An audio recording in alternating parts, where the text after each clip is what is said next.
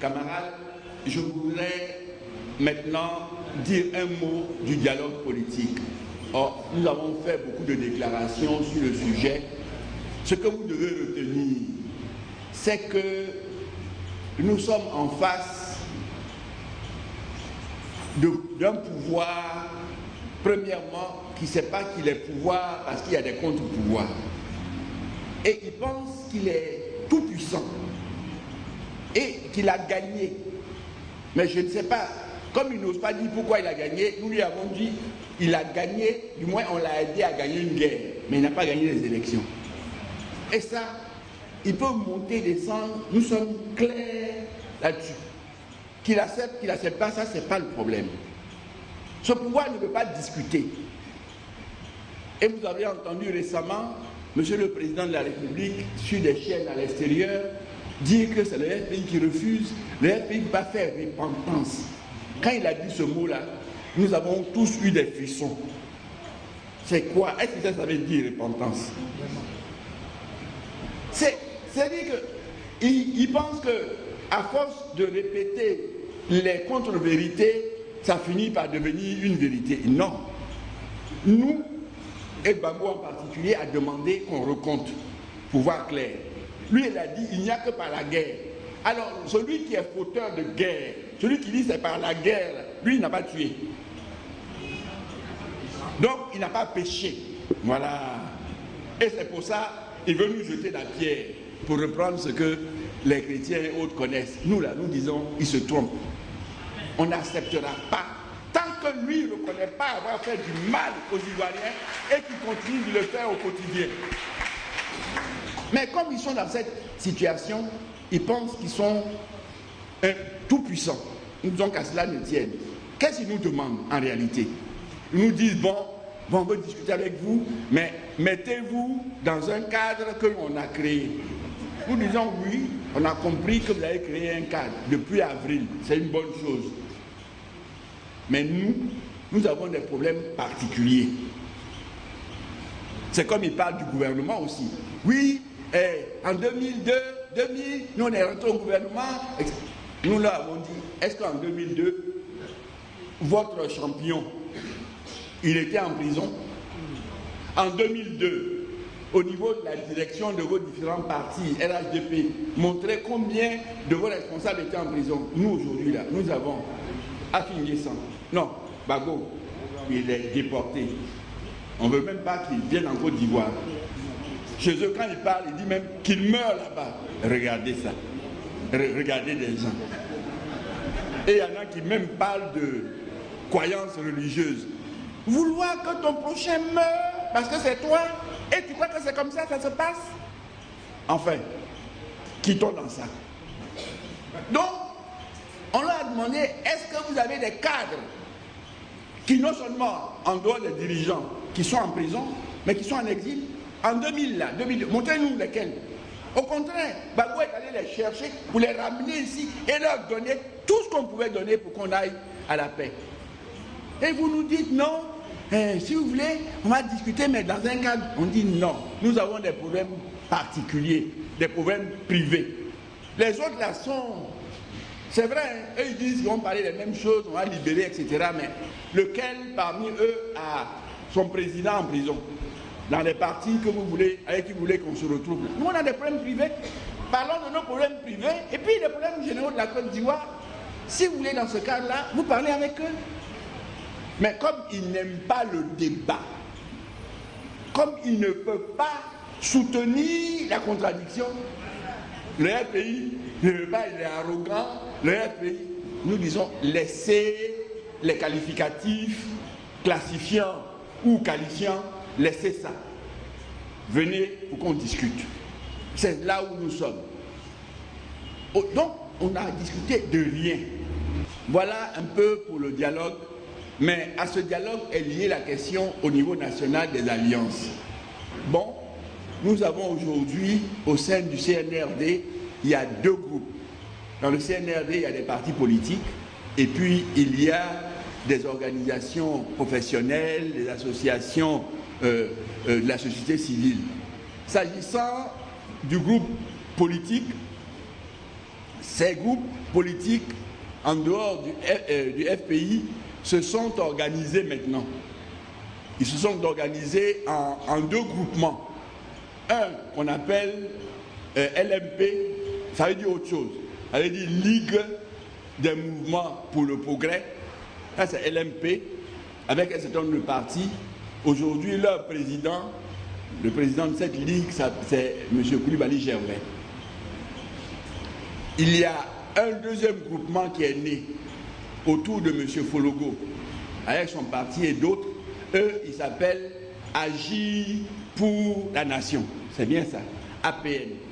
Bon, nous avons essayé d'engager des discussions avec eux. De toute façon, ce qui nous concerne, tous les documents que vous connaissez, à savoir le premier mémorandum pour demander le dialogue à M. Ouattara, et il nous a reçus le 29 septembre, ces documents-là, nous les avons élaborés, nous les avons donné des copies. Depuis récemment, quand on a parlé de reprise du dialogue politique, le document que nous avons actualisé avec les résultats électoraux, c'est-à-dire les législatives, ce document, nous leur avons également donné. L'essentiel des documents que nous faisons, nous leur donnons pour qu'on puisse discuter. Comme parmi eux, beaucoup de leurs dirigeants étaient en exil et ils sont revenus, donc peut-être c'est peu. Mais on va discuter avec eux. Mais camarades, si je vous présente ce tableau, ce n'est pas pour qu'on fasse la polémique, mais c'est pour comprendre que si vous êtes dans une gare, que vous voyez un train venir, ce n'est pas les wagons qui conduisent le train, c'est la locomotive qui conduit les wagons. Donc, c'est vous qui êtes la locomotive. Si vous, là, vous êtes debout, on peut avancer. Eux, on ira toujours avec eux, on fera ce qu'on pourra avec eux. Et ça, c'est pas une affaire de fleuve, de mer, non, c'est simplement le réel. C'est ce que nous sommes là. C'est ça qui doit être pris. Donc vous ne devez pas non plus dire, mais où ils sont? S'ils viennent, on va. Mais ce n'est pas la locomotive qui attend le wagon. C'est le wagon qui vient s'arrimer à la locomotive pour pouvoir avancer. S'il ne vient pas, ce n'est pas grave, on va. Donc comprenez cela et assumez votre rôle de leader de l'opposition dans ce pays. C'est pourquoi nos habitudes, nos manières de faire également, nous devons les affiner pour compter d'abord sur nous et rassembler tous ceux qui souhaitent avancer avec nous. Mais les alliances, on ne va pas les arrêter au CNRD. Au niveau international, nous sommes en train de travailler en tant que direction pour reprendre contact avec les partis socialistes africains, qui sont des partis frères dans la sous-région. Il y en a principalement 3. Il y a le NDC du Ghana, c'est la National Democratic Congress du président Atta Mills et du président Jerry Rawlings. Il y a le PNDS Taraya du Niger, et puis il y a au moins 2 ou 3 formations politiques au niveau du Sénégal, avec lesquelles nous sommes le Parti socialiste sénégalais, l'alliance, je ne sais pas comment ça s'appelle, de Moustapha Niasse, et puis le Parti du Travail, le Parti des travailleurs du Sénégal de Ahmed Dansoko, avec qui nous sommes, on essaie de réchauffer nos relations pour avancer. Pour l'ANC, on essaie aussi de réchauffer, mais on va doucement. Il y a un gros dossier que nous n'avons pas encore réussi à complètement boucler, c'est notre retour à l'international socialiste. Là-bas, c'est parce qu'on nous donne de l'argent. Mais à l'international, c'est comme si on est dans un ensemble de groupements, de partis dans le monde. Si bien qu'on peut échanger des idées, mais aussi ils peuvent appuyer des positions. Nous avons été exclus depuis mars 2011 de l'international socialiste. Donc le dossier, nous essayons de le travailler pour qu'on avance.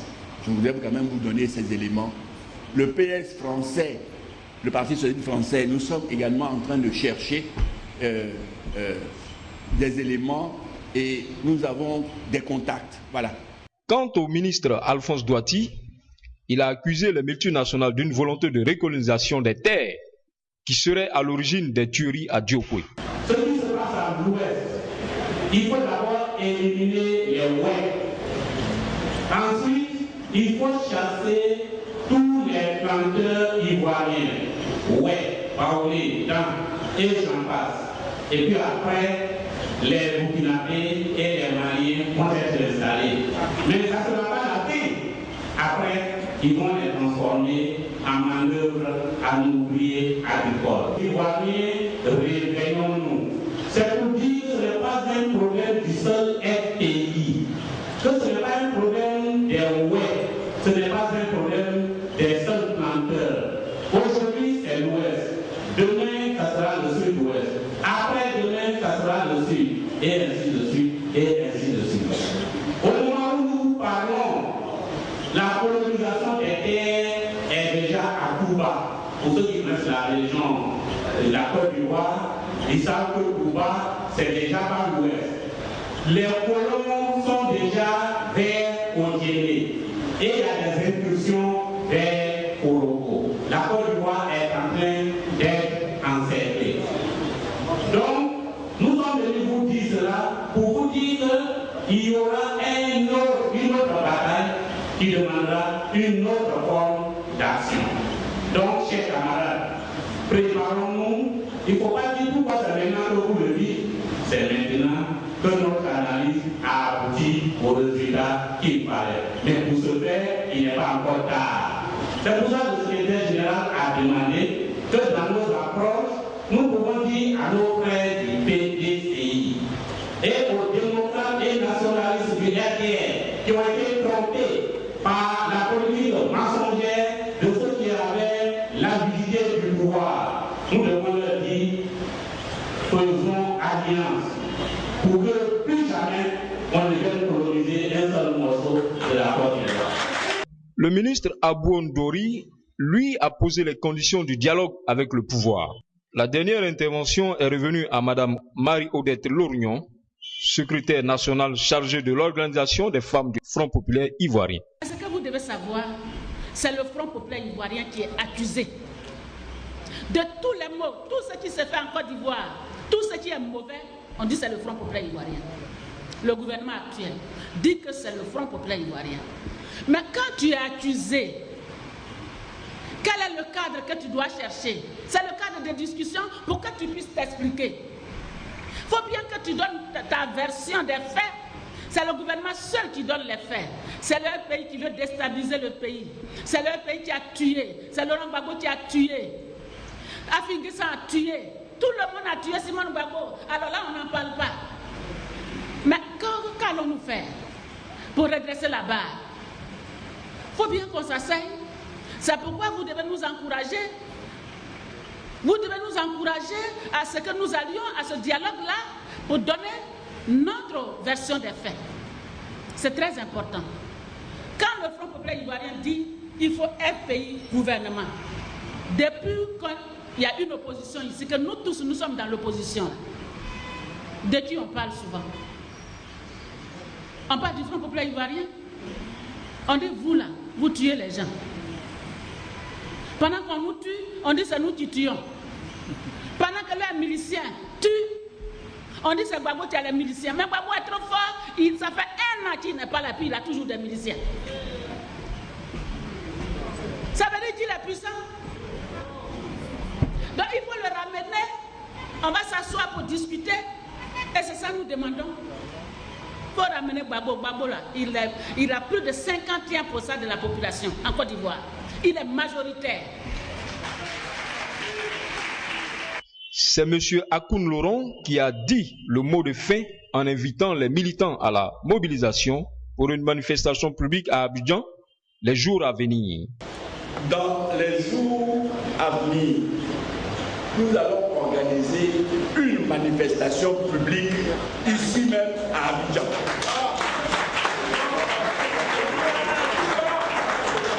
Nous ne disons pas quelle est la forme de la manifestation, quand elle aura lieu, mais nous allons l'organiser. Partez tous en se disant que bientôt la direction va nous appeler à une manifestation. Dis à ceux qui sont en face là, ils ont gagné la guerre, mais ils n'ont pas gagné. Ils n'ont pas gagné le cœur des Ivoiriens. Alors, asseyons-nous et discutons. Au terme de cette séance de travail, nous avons tendu notre micro au fédéral d'Abidjan Banco, l'hôte du jour. Depuis hier, donc, nous sommes en tournée avec la direction du parti. Hier, nous étions à Songon. Et à Songon aussi, le monde est sorti très nombreux. Aujourd'hui encore, vous avez vu dans la salle, en tout cas, toute la salle était remplie. Et cette mobilisation-là ne nous surprend pas, compte tenu de l'ambiance aujourd'hui dans le pays. La population a besoin de savoir ce qui se passe en Côte d'Ivoire. La population a besoin de vérité. Et c'est cette vérité-là qu'elle est venue rechercher auprès de la direction du parti. Et je pense que tout le monde a été satisfait par tout ce qui a été dit. D'abord, par rapport à ce qui a été dit, je voudrais retenir un point important. Le point concernant le problème de l'Ouest. Parce que le problème de l'Ouest est un problème qui transcende, n'est-ce pas, nos différences politiques et nos différences religieuses. C'est un problème de recolonisation de la Côte d'Ivoire qui a commencé par l'Ouest. Et avec preuve à l'appui, la direction du parti nous a interpellés sur cette question. Ce que nous voudrions dire, c'est qu'il faut que toute la population dans son ensemble, qu'il soit du PDCI, qu'il soit du RDR, en tout cas quel que soit le parti politique auquel les gens appartiennent, il faut que tout le monde se mobilise pour que cette politique de recolonisation de la Côte d'Ivoire prenne fin et que les Ivoiriens puissent être les vrais propriétaires chez eux. C'est cela. Le dernier mot, c'est vraiment à l'encontre du président Laurent Gbagbo. Vous savez, tout ce qui se fait tout ce qui se fait actuellement, n'est-ce pas, c'est pour mettre le parti qu'il a créé en ordre de bataille pour lutter pour sa libération.